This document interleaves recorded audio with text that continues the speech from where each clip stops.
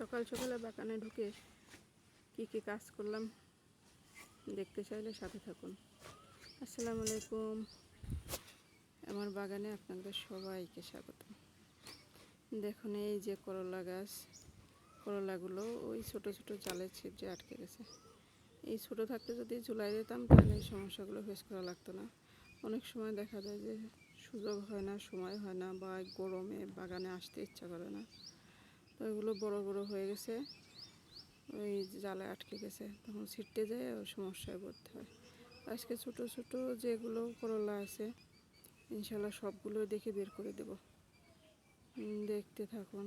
মাশাল্লাহ। আচ্ছা, এই যে আমার দুইটা হচ্ছে বোম্বাই মরিচ গাছ, কিন্তু বোম্বাই মরিচগুলো শুধু ঝরে যায়, সব মরিচই ঝরে যাচ্ছে। এত পরিমাণ মরিচ ধরে কিন্তু ঝরে যায়। এক জায়গায় দেখুন কতগুলো করলা, সবগুলো জালে আটকে গেছে। আর একটু বড় হলে আর বের করা যাবে না। আস্তে আস্তে এগুলো সব বের করে দেবো আজকে।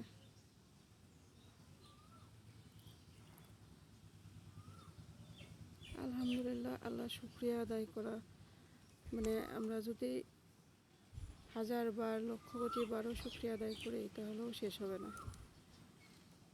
আল্লাহ আমাদের প্রকৃতির মাঝে এত সুন্দর ব্যবস্থা করে রাখছেন। দেখেন এই গাছগুলোর কি এমন যত্ন করছি, আল্লাহ কত ফলন দিছে,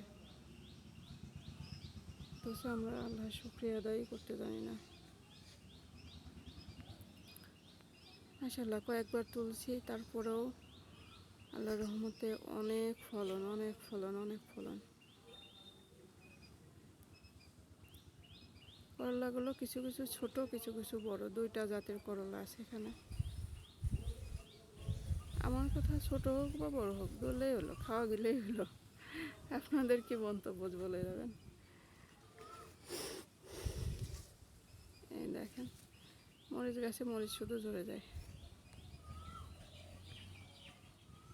অনেক ফুল আসে, ফুল আসার পরে মরিচ উঠেছে অনেক, কিন্তু সব গোটা শুকায় শুকায় মারা যায়।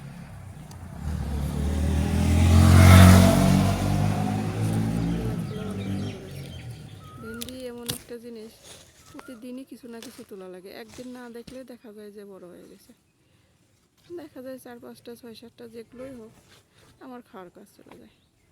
এখন ওই যে সুন্দর ফুলটা ফুটে আছে, হ্যাঁ দেখেন, এটা যদি আজকে না তুলে কালকে যায় এটা আর খাওয়া যাবে না। প্রতিদিন চেক দিতে হয় যে বড় হচ্ছে কিনা।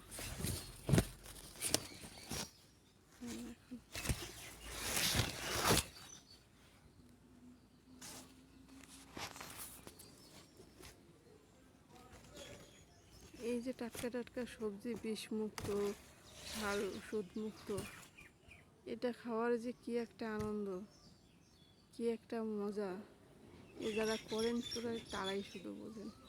বাজার থেকে কিনে খাইলে আপনি কোনোদিনই এটার মতো স্বাদ পাবেন না।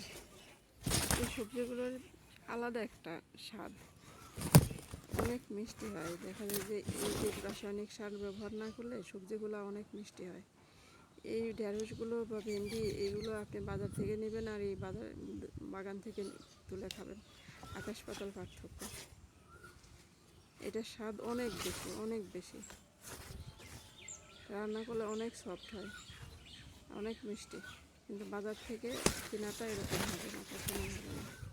বাজারে অতিরিক্ত সার দেওয়া থাকে, ওষুধ দেওয়া থাকে, আর এটা একদম কেমিক্যাল মুক্ত, একদম কেমিক্যাল মুক্ত। এখানে কোনো কেমিক্যাল ইউজ করে নেই, গাছে কোনো রাসায়নিক সার দেয় নেই, বিষ প্রয়োগ করে নেই। এই পাশ দিয়ে এই যে ধুন্দল গাছগুলো উঠে গেছে, আগাগুলো ছিঁড়ে দিলে পরে দেখা যাবে যে অনেকগুলো শাখা পোশাখা বের হবে, দ্রুত ধুন্দল চলে আসবে। আর আগা যদি ছিঁড়ে না দেয় এগুলো শুধু বাড়তেই থাকবে, আগা ছিঁড়ে দিলে দ্রুত ধুন্দল চলে আসবে গাছে।